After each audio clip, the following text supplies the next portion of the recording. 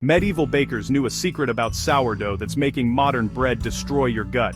Every slice of supermarket bread today takes 45 minutes to make. Medieval bread took 24 hours, and that missing time is why millions of us now suffer from bloating, inflammation and gluten sensitivity that our ancestors never had. Because during those 24 hours, something happened in the dough. Medieval bakers, without knowing it, were using bacteria to disarm a chemical weapon hidden inside every grain of wheat. A weapon that modern bread still has, but medieval bread didn't.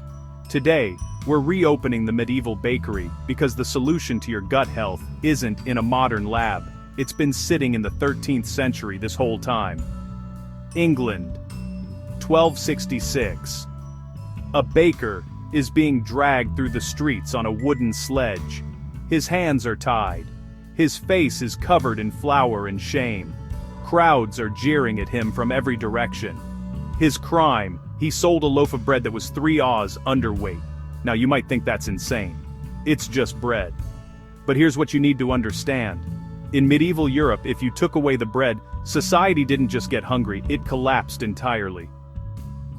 Bread was 70% of a peasant's daily calories.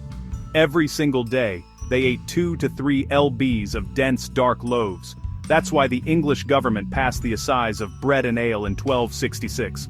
A law that didn't just regulate the price of bread, but the quality, and the punishments were brutal.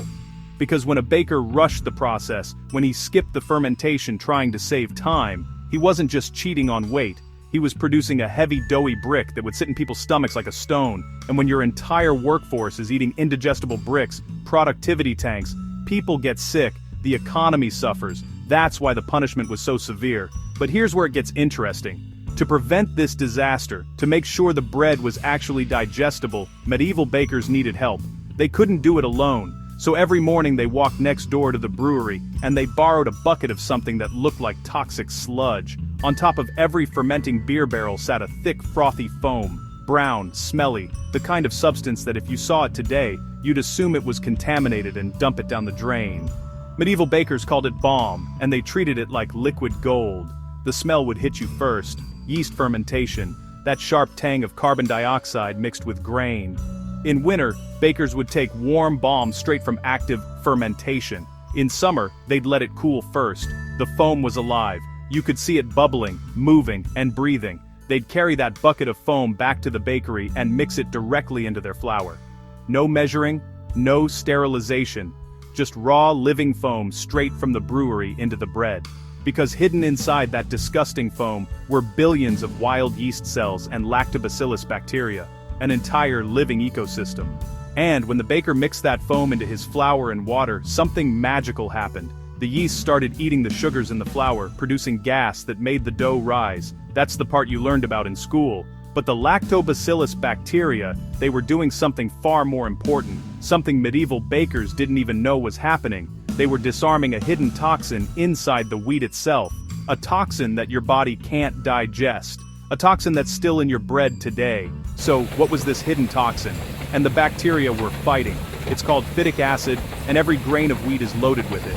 Here's why. Wheat is a seed, and like all seeds, it doesn't want to be eaten. It wants to survive long enough to become a plant. So, nature built a defense system. Phytic acid acts like a bodyguard for the seed's nutrients. When you eat wheat, this compound grabs onto minerals, iron, zinc, magnesium, and locks them up. Your body can't access them. So even if you're eating a nutrient-rich diet, the phytic acid is starving you from the inside.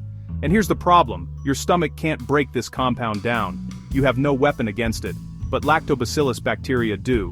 During those 12 to 24 hours of fermentation, the bacteria slowly dismantle the phytic acid molecule. They produce acid that breaks down the compound piece by piece. By the time the medieval baker put his loaf in the oven, the defense system was destroyed. The nutrients were unlocked. Now look at modern bread. Factory bread rises in 45 minutes. The bacteria don't even have time to wake up, let alone fight. So when you eat that slice of supermarket bread, the phytic acid is still active, still locking up nutrients, still sitting in your gut like a thief that never got caught. Medieval peasants ate predigested bread. We are eating a safe with a lost combination. The only difference, time.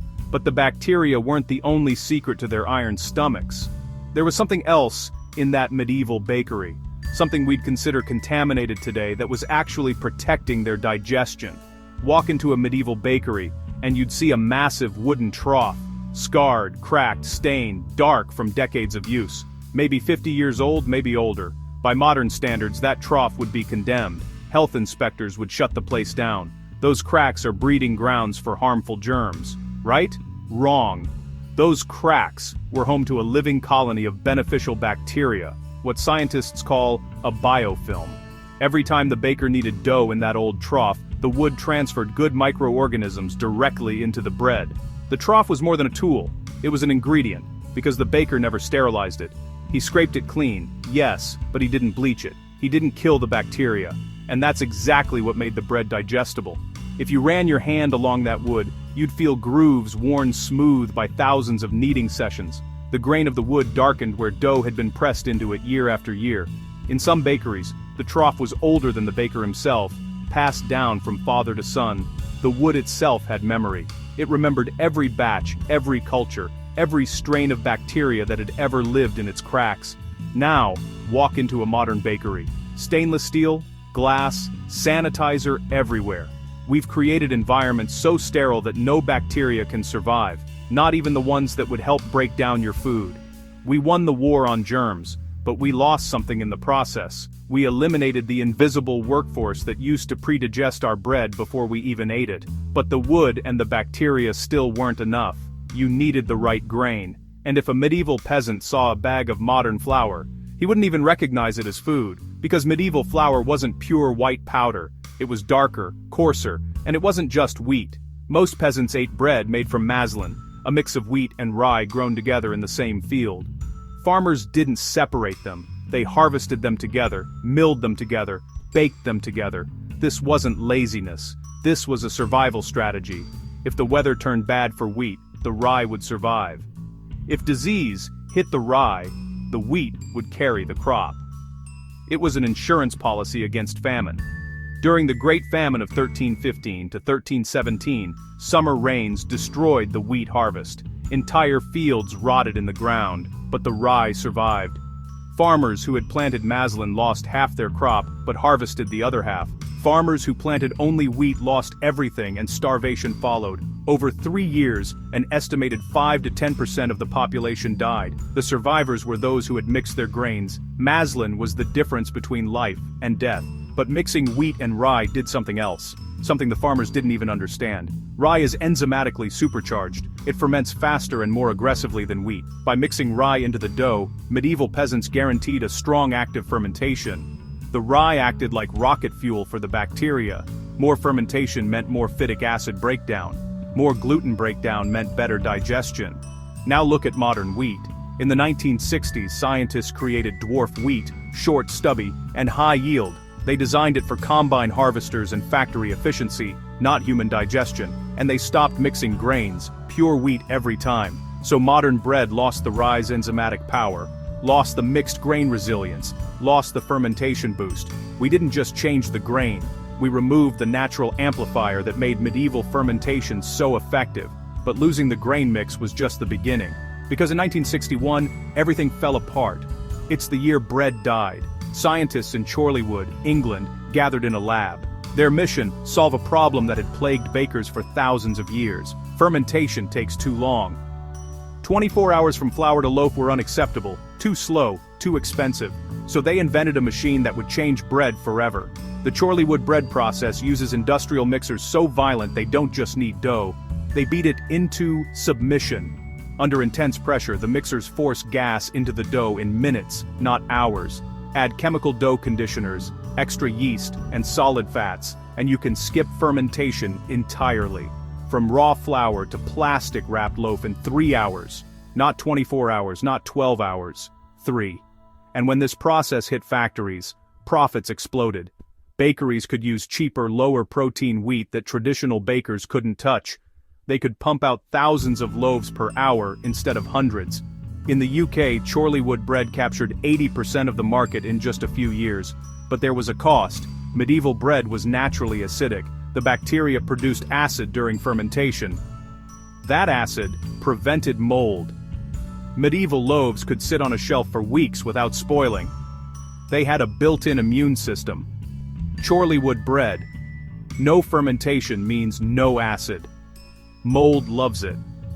So the industry added chemical preservatives, calcium, propionate to kill mold, emulsifiers to keep it soft, dough conditioners to make it white. We replaced 24 hours of biology with a cocktail of chemicals. This is the same pattern you see everywhere. Natural immunity replaced with pills. Gut bacteria replaced with probiotics. Fermentation preservation replaced with chemical preservatives. They removed the biological system, then sold you a pharmaceutical replacement. Your great-grandmother's bread had probiotics built in. You're buying probiotics in a pill to fix the gut damage from bread that eliminated the probiotics. We saved time, but we destroyed the food. And now looking at our gut health crisis, the bloating, the inflammation, the gluten sensitivity epidemic, we have to ask, was it worth it? And it gets worse. Because right now, the same industry that destroyed bread in 1961 is selling you sourdough for $7 a loaf. They know you're trying to be healthy. They know sourdough is trending. They see you searching for gut-friendly bread and digestible loaves, so they slap the word sourdough on the label, and they're charging you double. But here's the trick. They're still using the exact same Chorleywood process, same 3-hour timeline, same chemical yeast, same violent mixers. The only difference, they add vinegar to the dough, that's it. Vinegar creates a sour taste. Your tongue thinks it's fermented, but it's not. It's flavored. The phytic acid is still there. The gluten still unbroken. The bacteria never existed. You're paying $7 for chemically flavored Chorleywood bread with a fancy label. Want to know if you've been scammed? Pull out a loaf right now. Read the ingredients. If you see yeast listed, it's fake. If you see vinegar or acetic acid, it's fake. Real sourdough has 3 ingredients: flour, water, salt. That's it. No yeast, no vinegar, no 15-syllable chemicals. If your sourdough has anything else, you've been paying premium prices for industrial garbage with good marketing. But here's the good news. You don't need them. And you also don't need a medieval brewery or an old stinky trough, because the main method medieval bakers used is simpler than you think and still works. Here's what medieval bakers did, and you can do it tonight.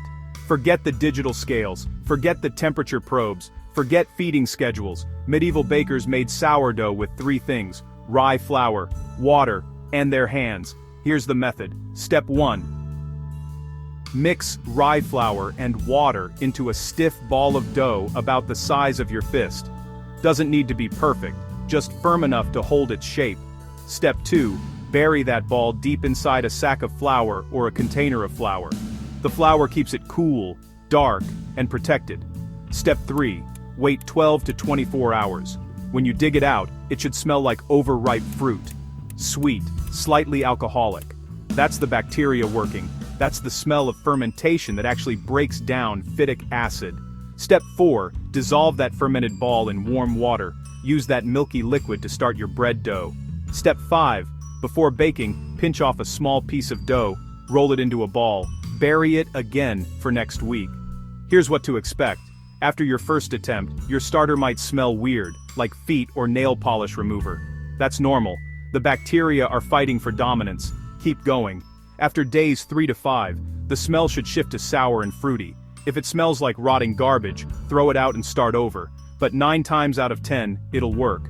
After week 2, your starter is now established. It'll smell consistent, pleasantly sour. The bread will rise reliably. You can keep this culture alive for decades. Don't refrigerate your starter until it's at least 2 weeks old. Medieval bakers kept starters at room temperature. Cold storage is a modern invention that weakens young cultures. If you mess up, just start again. Flour is cheap, your health is not. That's it. That's the entire process medieval peasants used to feed Europe for centuries. No thermometers, no precision, just flour, water, time, and bacteria that have been waiting in the air for you to give them a chance. And here's what makes this different from that $7 fake sourdough.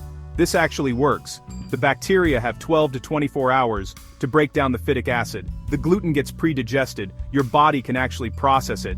Bread isn't the enemy, rushed bread is. The solution to your gut health isn't in a doctor's office or a supplement bottle. It's been sitting in the 13th century, waiting for you to slow down. If you want more forgotten knowledge that the modern world buried, subscribe. We're digging up the methods that actually worked, the ones the industry doesn't want you to remember. And, if this video made you angry about what they've done to our food, share it. Send it to someone who thinks they're gluten intolerant. Maybe they're not. Maybe they're just intolerant to modern bread. We'll see you in the next